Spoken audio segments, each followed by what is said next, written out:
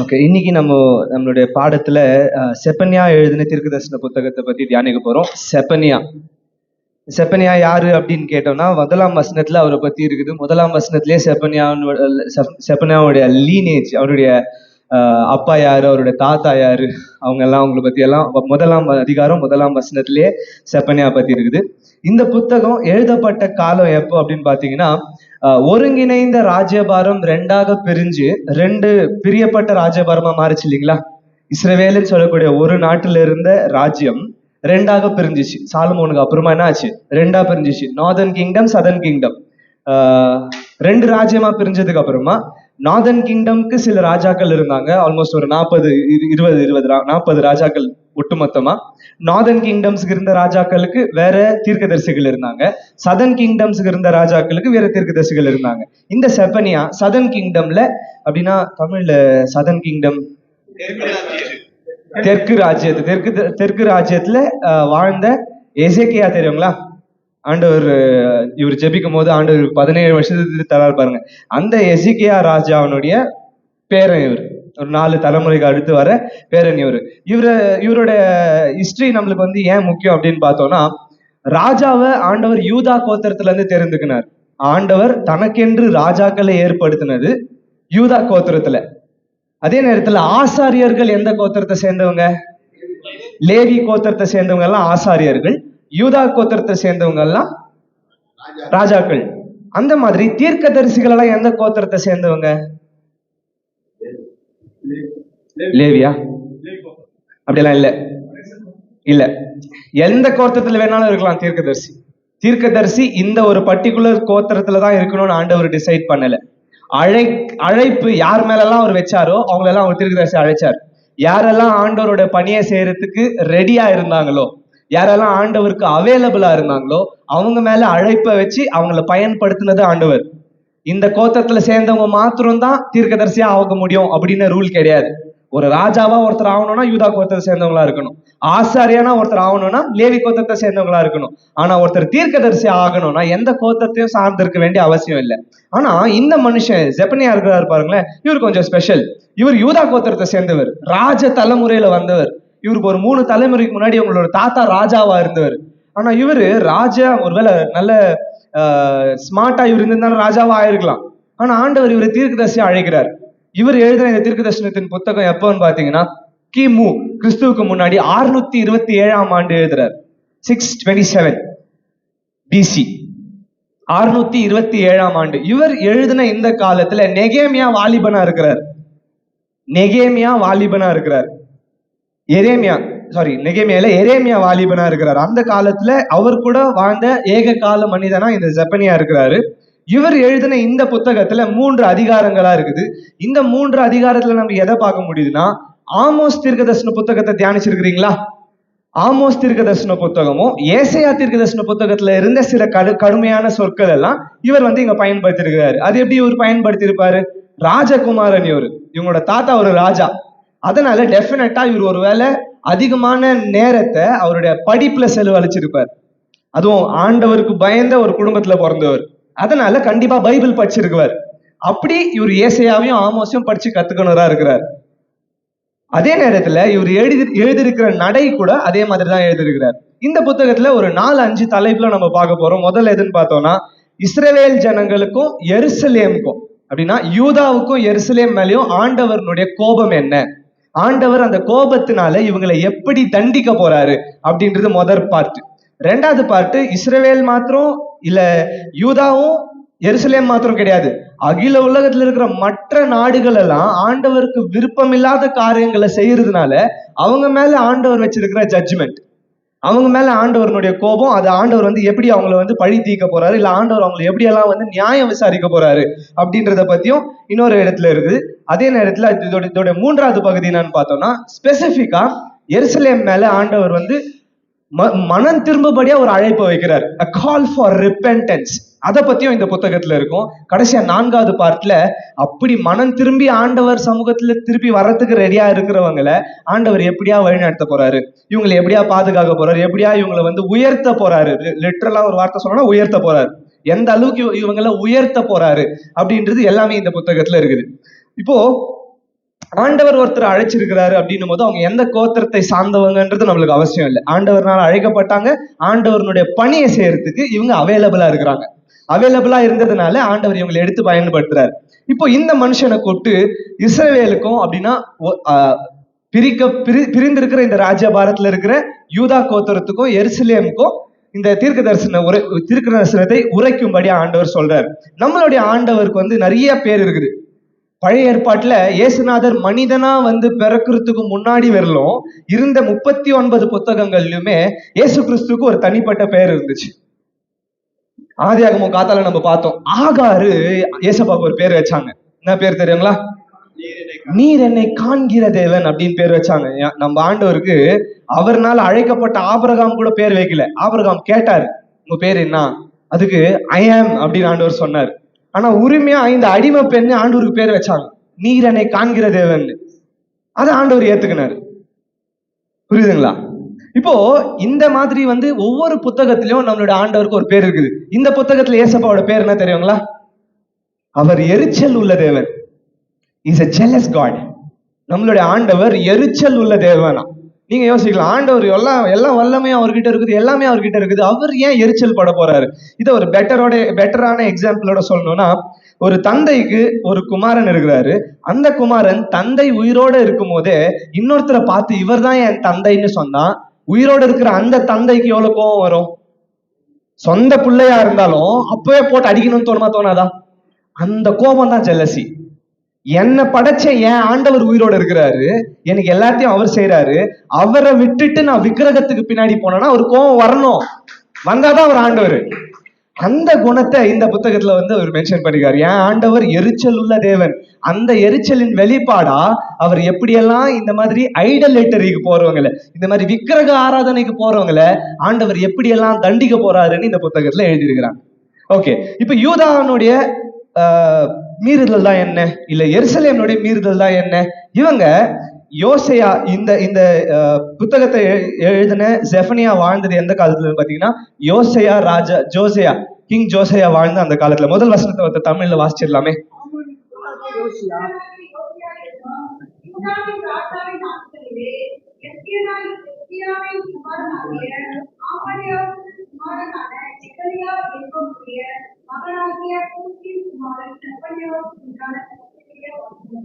ஆமென். இந்த ஜோசியான்னு சொல்லக்கூடிய இந்த ராஜா இருக்கிற காலத்துல எழுதின இந்த புத்தகத்துல இந்த யோசியாவை பத்தி நம்ம பார்த்தோம் அப்படின்னு சொன்னோம்னா, எசேக்கியா வாழ்ந்த காலத்துல எசேக்கியா பண்ண ஒரு அற்புதம் என்ன தெரியுங்களா? மோசேனோட காலத்துல ஒரு வெங்கல சர்பத்தை உருவாக்கும்படியா ஆண்டவரே சொல்றாரு. மனுஷங்களை பாம்பு கொத்துச்சா, அந்த பாம்பு கடியில நிறைய பேர் செத்தாங்களா? இவங்க ஜனங்க என்ன பண்ணாங்க, மோசே கிட்ட முறையிட்டாங்க, நாங்க எல்லாம் செத்து மடிறோமே. மோசே ஆண்டவர் கிட்ட கேட்கும் போது ஆண்டவர் என்ன சொன்னாரு? வெண்கலத்துல ஒரு சர்பத்தை செய், அந்த சர்பத்தை ஒரு குச்சியில தூக்கி காட்டு, அந்த சர்பத்தை நோக்கி பாக்குறவங்க எல்லாம் பழச்சுப்பாங்க. மருந்தெல்லாம் கிடையாது, உயர்த்தப்பட்டிருக்கிற வெங்கல சர்பத்தை பார்த்தா பழச்சுக்கலாம் அப்படின்னு ஒரு ரூல் போட்டாரா? வெங்கல சர்பத்தை மோசே செஞ்சாரா? அந்த வெங்கல சர்பத்தை பார்த்தவங்க எல்லாம் பழச்சுக்கிட்டாங்க. கானானுக்குள்ள பிரவேசிச்சதுக்கு அப்புறமா ஆண்டவரோட ஆலயத்துல இந்த வெங்கல சர்பத்தை வச்சாங்க. சிலை வழிபாடு ஆண்டவருக்கு பிடிக்காது, ஆண்டவருக்குன்னு சிலையை வைக்கல. ஆனா இந்த வெங்கல சர்பத்தை கடவுளா வணங்கின்னு வந்தாங்க. எப்போ? தாவீது ராஜாவா இருக்கும் போது கூட வணங்கின்னு வந்தாங்க. தாவீதுக்கு அழிக்கணும்னு தோணல, சவுலுக்கு அழிக்கணும்னு தோணல, சாமுவேலுக்கு அழிக்கணும்னு தோணல. ஆனா எசேக்கியா அழிச்சாரு. எசேக்கியா ராஜாவான உடனே இந்த வெங்கல சர்பத்தை அழிச்சாரு. அதனாலே ஆண்டவர் அவருக்கு 17 வருஷத்துக்கு கொடுத்தாரு அவரோட வாழ்க்கையில. ஆனா எசேக்கியா வாழ்க்கை முடிஞ்சதுக்கு அப்புறமா அந்த புத்தகத்திலே நம்ம எசேக்கியாவோட வாழ்க்கையை பத்தி தியானிக்கும் போதே நம்ம பாக்குறோம், அவர் உயிரோடு இருக்கும் போதே ஆண்டவர் என்ன சொல்றாருன்னா, வருங்காலத்துல உனக்கு பின்வர சந்ததியார் பாபிலோனுக்கு கீழவும் மற்ற தேசங்களுக்கு கீழே அடிமையா போவாங்க. ஏன்னா இப்போ நீ அவங்கள கூப்பிட்டு உன் ஊர்ல எல்லாருக்கும் சுத்தி காமிச்ச, அதனால அவங்களுக்கு கீழே உன்னை அடிமையா அனுப்புவேன்னு உடனே எசேக்கியா ராஜா ஆண்டவர்கிட்ட மன்னிப்பு கேட்கறதுக்கு பதிலா அட்லீஸ்ட் என்னோட காலத்திலேயாவது சமாதானம் இருக்குதே அப்படின்னு காம்ப்ரமைஸ் ஆயிடுறாரு. அந்த ஸ்டோரி நம்ம எல்லாருக்குமே தெரியும். ஓகே, இப்போ இந்த சம்பவம் நடக்கிற இடத்துல என்னன்னு பார்த்தோம்னா, எப்பெல்லாம் ஆண்டவரை மறந்து இவங்க ஐடலேட்டரிக்கு போறாங்களோ, அப்படின்னா விக்கிரக ஆராதனைக்கு ஜனங்க போறாங்களோ, அப்போ விக்கிரக ஆராதனைக்கு தலைமையமா இருக்குது ஒரு ஊர் இருக்குது பாத்தீங்களா? Capital city city Babylon, capital city தமிழ்ல என்ன சொல்லுவோம், தலைநகரம். ஓகே, விக்கிரக ஆராதனைக்கே தலைநகரம், பேர் போன ஒரு நகரம் எதுன்னு பாத்தீங்கன்னா பாபிலோன். அந்த பாபிலோனுக்கு கீழே இஸ்ரவேலை அடிமையா அனுப்புறாரு. ஏன் பாபிலோன்? ஏன்னா அவங்க எல்லாம் விக்கிரக ஆராதனையில பேர் போனவங்க. நீங்க என்ன மறந்து விக்கிரகத்தை வணங்குறதுனால உங்களை விட மோசமான விக்கிரக ஆராதனை செய்தவங்களை உங்களுக்கு மேல நான் வைப்பேன், அவங்களுக்கு கீழே உங்களை அடிமைகளா வைப்பேன். ஆண்டவர் வேணும்னே பாபிலோனுக்கு கீழே ஜனங்களை வந்து அடிமைகளா அனுப்ப போறாரு. அதுக்கு வர வார்னிங் தான் இந்த புத்தகம். வெறும் அந்த வார்னிங் மாத்திரம் கிடையாது, வரப்போகிற ஆண்டவருடைய நாளை குறித்து இந்த புத்தகத்துல எழுதப்பட்டிருக்கு. ஆண்டவர் தட் டே, ஜட்ஜ்மெண்ட் டே, ஆண்டவருடைய நியாய தீர்ப்பின் நாளை பத்தி எழுதப்பட்டிருக்குது. இன்னும் சொல்லணும்னா சர்ப்ரைசிங்கா பெந்தேகோஸ்தே நாளை பத்தி கூட எழுதப்பட்டிருக்கு. அக்கினியினால ஆண்டவர் அழிக்க போறதை பத்தி இந்த புத்தகத்துல இருக்குது. ஆனா இன்னைக்கு வரலாம் நம்ம அக்கினியை கொண்டு ஆண்டவர் ஜனங்களை அழிச்சுதான் நம்ம பார்க்கல. சோதோம் குமாரால அழிச்சாரு. ஆனா இந்த புத்தகம் எழுதினது ஆண்டவர் இயேசுநாதரோட பிறப்புக்கு ஒரு 600 வருஷத்துக்கு முன்னாடி, 627 வருஷத்துக்கு முன்னாடி. ஆனா ஆண்டவர் பெந்தேகோஸ்தே நாள்ல அக்கினியை கொண்டு ஒரு விஷயத்தை அழிச்சாரு. எதுன்னு உங்களால சொல்ல முடியுமா?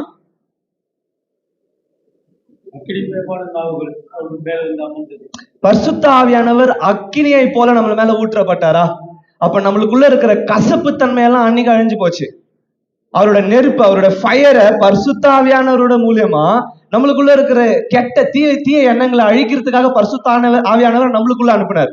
அதை பத்தியும் இந்த புத்தகத்துல மென்ஷன் ஆயிருக்கு. இன்னும் சொல்லணும்னா இது ஒரு படி தாண்டி அர்மகதான் யுத்தத்தை பத்தி இதுல மென்ஷன் ஆயிருக்கு. ஆண்டவனுடைய ரகசிய வருகையை பத்தி இருக்குது, ஆண்டவனோட 2ஆம் வருகையை பத்தி இருக்குது. ஒவ்வொன்றையும் தியானிக்கிறதுக்கு நம்மளுக்கு நேரம் பத்தாது. 25 மினிட்ஸ் எனக்கு கொடுத்துருக்காங்க. ஓகே, இப்போ இந்த புத்தகத்துல மெயின் தீம் என்னன்னு பார்த்தோம்னா, ஆண்டவர் அவருடைய நாளில் அந்த நாள்ல அவர் என்னெல்லாம் செய்ய போறார், யாரெல்லாம் அழிக்க போறார், எப்படியெல்லாம் அழிக்க போறார், அந்த அழிவை நம்மளால ஏத்துக்க முடியுமா, நம்மளால தாங்க முடியுமா அப்படின்றத பத்தி இருக்குது. ஆனா கடைசியா எந்த ஒரு சினிமா பார்த்தாலும் சரி, இல்லை ஏதோ ஒரு கதை கேட்டா கூட ஆண்டவரோட குணம் நம்மளுக்குள்ள இருக்குது இல்ல. we always want good to prevail. அப்படின்னா தீமை தோத்துறணும், நன்மை ஜெயிக்கணும்ன்ற ஒரு எண்ணம் நம்மளுக்குள்ள இருக்குது இல்ல. அதே மாதிரிதான் இந்த புத்தகத்தை முடிக்கும் போது கூட 2 அதிகாரத்துல ஆண்டவருடைய நியாய தீர்ப்பை பத்தி எழுதிட்டு கடைசி அதிகாரத்துல மனம் திரும்ப இருக்கிறாங்க பாருங்க. மனம் திரும்புகிற எல்லா தேசத்தையும் ஆண்டவர் மன்னிச்சு ஏத்துக்க போறாரு, அவர் எவ்வளவா நேசிக்கிறாரு, அன்புனால மூட போறதை பத்தி சொல்லி முடிக்கிறார். இதுதான் வந்து இந்த புத்தகத்துக்கு பின்னாடி இருக்கிற பேக்ரவுண்ட். ஓகே, இப்போ நம்ம டெக்ஸ்டுக்குள்ள போலாம். முதல் அதிகாரம் 18ஆம் வசனத்தை வாசிங்க. இல்ல 17, 18. அவர்கள் குருடரை போல் நடக்கும்போதுதான் அவர்களை வருத்தப்படுத்துவேன். அவர்கள் ரத்தம் கூலியை போல் தெரியப்படும், அவர்கள் மாம்சம் இருவை போல் கிடக்கும். கர்த்தருடைய உக்கிரத்தின் நாளிலே அவர்கள் வெள்ளியும் அவர்கள் பொன்னும் அவர்களை தப்புவிக்க மாட்டாது. அவருடைய எரிச்சலின் அக்கினியினால் தேசமெல்லாம் அழியும், தேசத்தின் குடிகளை எல்லாம் கழுதியாய் நிர்மூலம் பண்ணுவார். ஆமென். இந்த தேசங்கள் எல்லாம் அவர் எப்படி நிர்மூலம் பண்ணுவார் அப்படின்னு பார்த்தோம்னா, அவருடைய எரிச்சலின் அக்கினியினால் அழிப்பாரு. அப்படியே இந்த முழு அதிகாரத்தை தியானிக்கும் போது இன்னொரு வசனம்னா சொல்லுதுன்னா, நீங்க வீடு கட்டுவீங்க, கஷ்டப்பட்டு வீடு கட்டுவீங்க. ஆனா அந்த வீடுக்குள்ள குடி புகழலான்னு போகும்போது வேற ஒருத்தர் உங்களை அடிமைகளா அங்கிருந்து உங்களை பிடிச்சிட்டு போயிடுவாங்க. ஆசாசியா கட்டின வீட்டுல உங்களால ஒரு நாள் கூட நிம்மதியா இருக்க முடியாது. அந்த மாதிரி நான் வேணும்னே பண்ணுவேன், வீடெல்லாம் கட்ட வச்சிருவேன். நல்லா வீடு கட்டிட்டு கிரக பிரவேசம் பண்ற அந்த நாள் வீட்டுக்குள்ள போற அன்னைக்கு வந்து உங்களுக்கு தூக்கிட்டு போவேன் நானு. அது வரலாம் நீங்க வந்து நினைச்சுக்குவீங்க, நான் என் வீட்டுக்குள்ள போயிட்டு நிம்மதியா தூங்க போறேன் நினைக்கும் போது நான் உங்களுக்கு வீட்டுல இருந்து தூக்கிட்டு போவேன், உங்களை அப்ப அடிமையா அனுப்புவேன். நீங்க கட்டின வீட்டுல யாருமே உங்களுக்கு சம்பந்தமே இல்லாத யாரோ ஒருத்தர் இருப்பாங்க, நீங்க அங்க போய் குடிசையில இருக்குவீங்க, நீங்க அங்க போய் அடிமைதானத்துல இருப்பீங்க. ஏன்னா நீங்க என்ன மறந்தீங்க. ஏன்னா நான் ஆண்டவர், என்ன ஆண்டவர்னு கூப்பிடுறதுக்கு பதிலா இந்த விக்கிரகங்களை நீங்க ஆண்டவர்னு சொன்னீங்க பாருங்க, அதனால நான் எரிச்சல் உள்ள தேவன், அதனால என்னோட எரிச்சல்ல உங்களை தண்டிக்கிறதுல நான் காட்ட போறேன் அப்படின்னு ஆண்டு சொல்லி தூங்க நிக்கிறவங்கள ஒரு அல்லையா சொல்லுங்க. ஓகே, இப்ப 2ஆம் அதிகாரத்துக்கு போலாம். 2ஆம் அதிகாரத்து 10ஆம் வசனத்தையும் 11ஆம் வசனத்தையும் வாசிங்க. விரோதமாய் பெருமை பாராட்டி அவர்களை நினைத்தபடியினால் இது அவர்கள் அகங்காரத்துக்கு பதிலாக அவர்களுக்கு கிடைக்கும். கர்த்தர் அவர்கள் மேல் செடியாய் இருப்பார், பூமியில் உள்ள தேவர்களை எல்லாம் மெலிந்து போக பண்ணுவார். அப்பொழுது தீவுகளில் உள்ள சகல புற ஜாதிகளும் அவர்கள் தங்கள் தங்கள் ஸ்தானத்திலிருந்து அவரை பணிந்து கொள்வார்கள். ஆமென். இப்போ ஆண்டவர் பெருமை உள்ளவர்களை எப்படியா தண்டிப்பாரு அப்படின்றது இந்த இந்த இடத்துல குறிக்கப்பட்டிருக்குது. பெருமையை பத்தி ஒரு நிமிஷம் நம்ம தியானிக்கலாம். இந்த உலகத்துல முதல்ல அகில உலகத்திலயும் முதல்ல வந்த பாவம் எது அப்படின்னு பாத்தீங்கன்னா பெருமை தான். பாவம் அப்படின்ன உடனே நம்மளுக்கு தெரியறதெல்லாம் ஆதாம் ஏவாள் கண்ணியை புசிச்சதுதான்.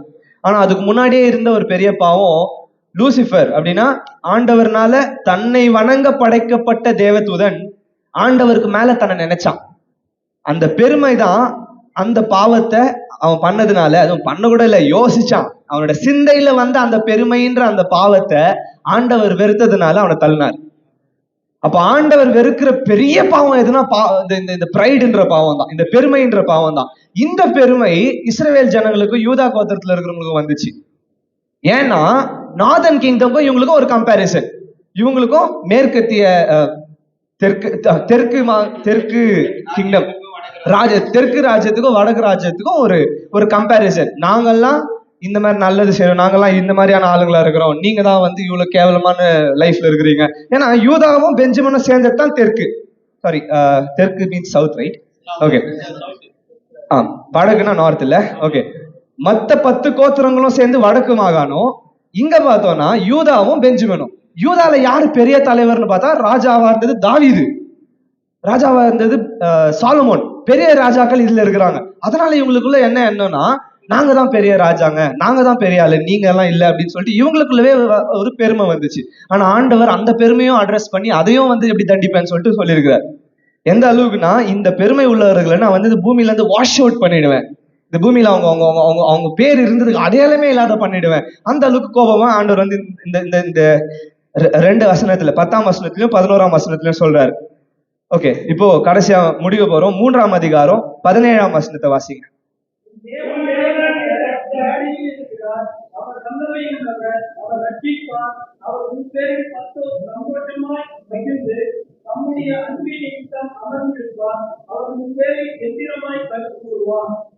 ஆமென். இன்னொருத்தர் வாசிங்க. 16 17 சத்தமா வாசிங்க. பயப்படாது என்றும் சீயோனை பார்த்து உன் கைகளை தளரவிடாது என்றும் சொல்லப்படும். தேவனாகிய கர்த்தர் நடுவில் இருக்கிறார், அவர் வல்லமை உள்ளவர், அவர் ரட்சிப்பார், அவர் உன் பேரில் சந்தோஷமாய் மகிழ்ந்து நம்முடைய அன்பு நிமித்தம் அமர்ந்திருப்பார், அவர் உன் பேரில் கம்பீரமாய் கலந்து கொள்வார். Amen. In that day it shall be said to Jerusalem, do not fear, Zion, let not your hands be weak. The Lord your God is in your midst, the mighty one will save. He will rejoice over you with gladness, he will quiet you with his love, he will rejoice over you with singing. ஆண்டவர் மனம் திரும்புகிற எருசலேமை பார்த்து சொல்றாரு, சீயோனை பார்த்து சொல்றாரு. அந்த சீயோன்ல நம்ம எல்லாம் இருக்க போறோம். எத்தனை பேர் விசுவாசிக்கிறீங்க? ஆண்டவரோட 2ஆம் வருகையில அந்த சீயோனை நோக்கி நம்ம எல்லாம் போவோம். அந்த சீயோன்ல இருக்கிற நம்மள பார்த்து சொல்றாரு, இப்ப பயப்படாத. இதுவரையிலும் அந்தி கிறிஸ்துவ பார்த்து நீ பயந்துருக்கிற, இதுவரையிலும் சாத்தானை பார்த்து நீ பயந்துருக்கிற, இதுவரையிலும் என்னோட நியாய திருப்பினால நினைச்சு பயந்துருக்கிற. ஆனா இப்போ நான் உன்னை சேவ் பண்ணிட்டேன், இப்போ நான் உன்னை ரச்சித்துட்டு இருக்கிறேன். ஏன்னா நீ மனம் திரும்பிட்ட.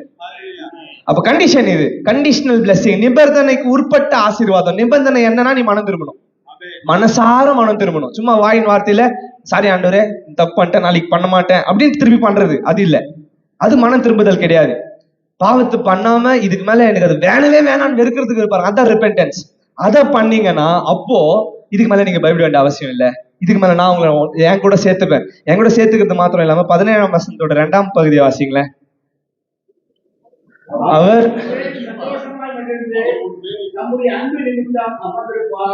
ஓகே, தம்மோட அன்பின் நிமித்தம் அமர்ந்திருப்பார்.